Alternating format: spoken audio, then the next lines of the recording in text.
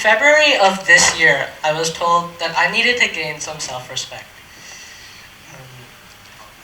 Even though I was told this, as I hovered behind the screen in front of the text that I had just received, I was truthfully angry. I mean, I knew it. Maybe the scars on my arms had vanished and everything was all gone, but the fact remained that I wasn't entirely self-sustaining. There's a saying that those who kill don't understand the value of life. And I suppose something similar could be said about me. At the time, I was so mad because I had realized I had shown this person something deeply ugly about myself. You see, my thoughts are usually this randomly generated carousel of I enjoy myself and I think I'm a great person, and then they shift so suddenly to I'm a fraud, a failure, and my accolades merely blind everyone from knowing how truly miserable I am. Maybe this time it was this wretched, slurred, and jaded thought of clarity. The feeling of coming back to my senses after hitting rock bottom that invoked this need for a change. A lot of people in this world are scared of failure. They're so scared of hitting this low point in life, but I say that you don't have to be. To me, one of the worst things ever is never hitting rock bottom. Now, I say that because people understand more naturally in extremes, in black and white rather than in gray areas. In the same breath, hitting a low puts things into perspective more clearly.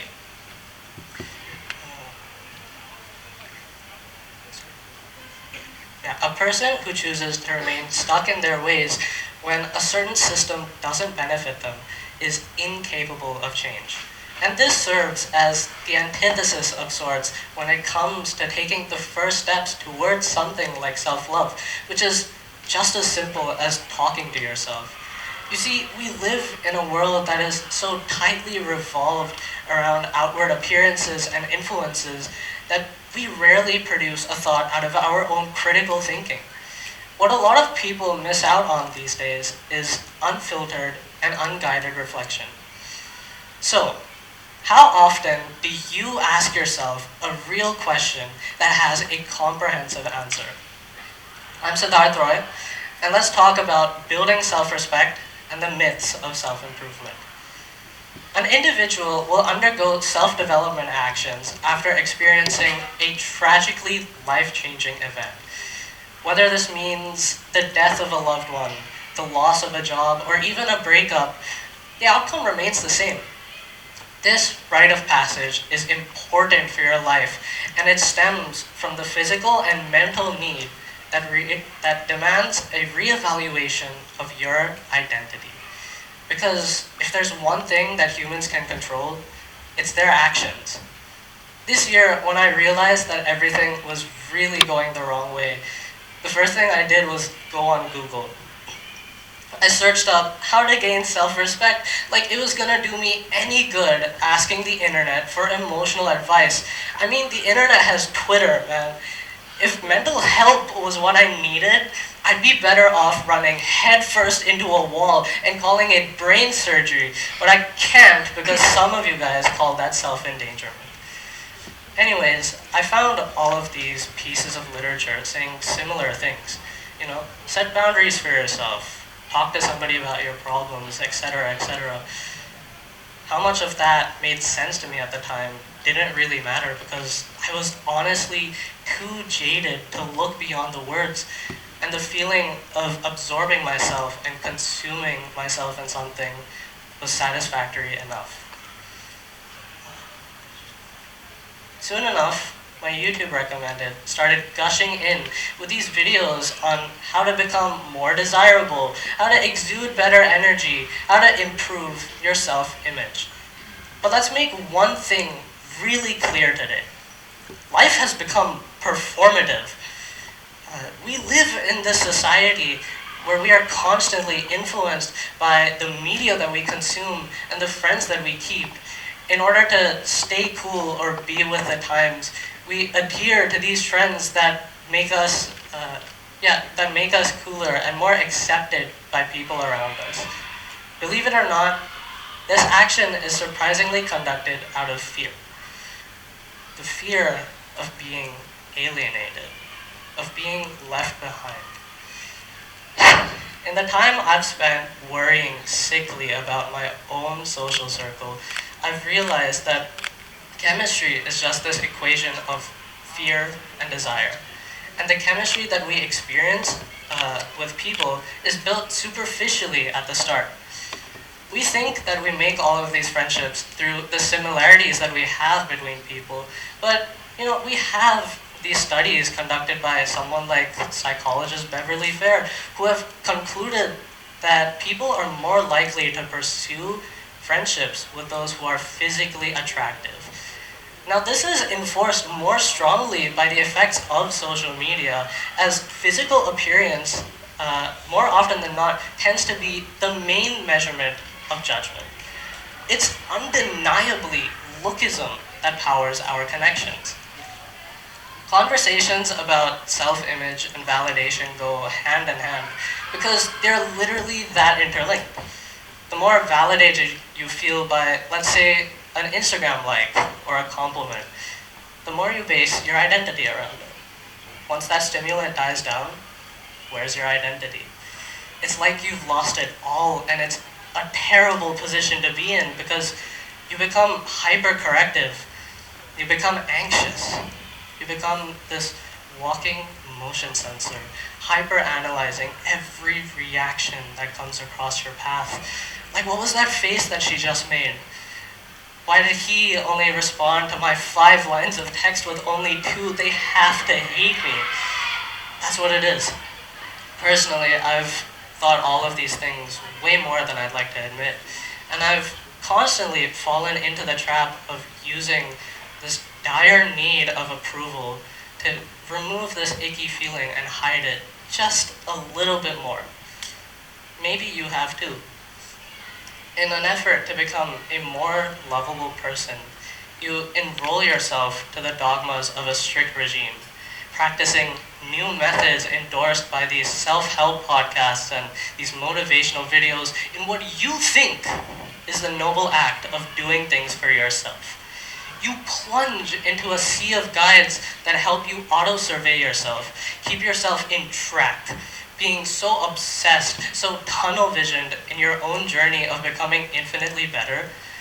The feeling of the privilege and success that you've gained becomes a wholly separate entity to how you truly feel about yourself. It starts to feel easier to chase external validation than to acknowledge your own true worth. You won't see it initially, but this is an act of culturally induced narcissism. So, welcome to the burnout. Burnout is more widely known as the mental and physical stress that is experienced chronically over time. As someone like Gabor Mate states, alienation is inevitable when the inner sense of value becomes status-driven. Through the constant self-surveillance that is promoted by our society, we can eventually come to experience this phenomenon, which rather I'd like to call a symptom of self-improvement strategies that we have here today. So, what do you think is the use of all of these self-help books that I've read, all of these podcasts that I've spent hours sitting through, when all of my efforts are lost at burnout, when I could have instead burned my sorrows away? Well, self-improvement is only maladaptive when the self-reference becomes perpetualized, enabling the eventual appetite loss towards improving. You see, you lose the hunger because you keep adding these new dishes onto your plate. Maybe the real goal that we don't seem to realize is just as simple as happiness or fulfillment. Do my achievements and awards really matter if I sit down with myself in bed every day and I feel voided by it all? They don't. So here's the key. Spontaneity. Often more achievable by those who have a strong artistic integrity, their practice towards the art is spontaneous in the way that they generally stray away from the rigidity of these practices promoted by self-improvement. Uh, Rather than focusing on some ultimate goal, we should put our focus into finding something that we are passionate about just as much as how profitable it is. To build self-respect is to constantly learn about yourself. And that's the thing about learning. It's a continuous process. You see, I still have my grandfather roaming around trying to operate his 30-year-old TV with the same remote, and he forgets constantly. That man is so forgetful, it scares me sometimes. But he doesn't stop learning. I'm Siddharth Roy, and thank you for listening to my TED Talk.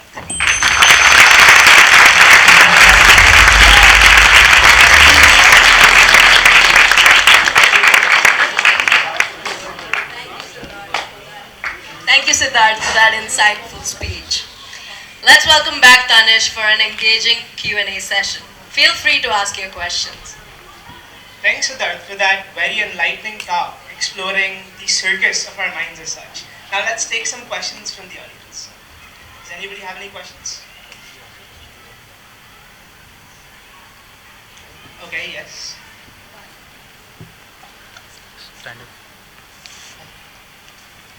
What are some self-help books or podcasts that you listen to that actually help you out? Right, okay. So, I honestly have this problem of not being able to enjoy long form content as much. But I feel like podcasts, or not really podcasts, but people that I've followed happen to be, somebody like Jordan Peterson, or, you know, even though Andrew Tate has like really controversial, hold on, hear me out. Even when he has like really controversial takes, the important point about, taking all of this advice is that they speak from their own perspectives, and you have your own. All of us in this audience are, at least all of the kids, were born, with a lot of privilege.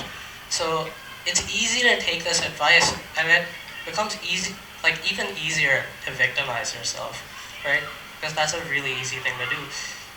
So, one thing of advice that I would give to you is that take everything that you hear on the internet with a grain of salt, because that's exactly what I said in my talk, which is, not exactly to downplay all of these websites or all of these podcasts.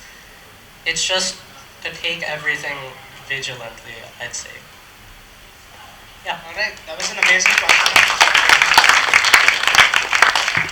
Is there any more questions? Yes.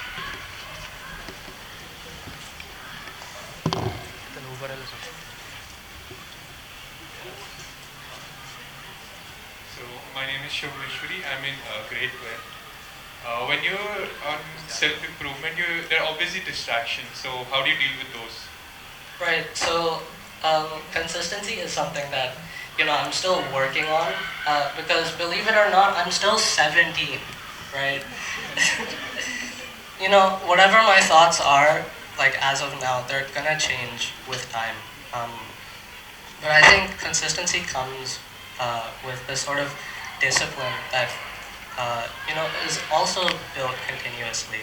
So as long as you keep your focuses towards yourself, as long as you shut out, all of this external noise that's like distracting you, you'll be fine. I think so.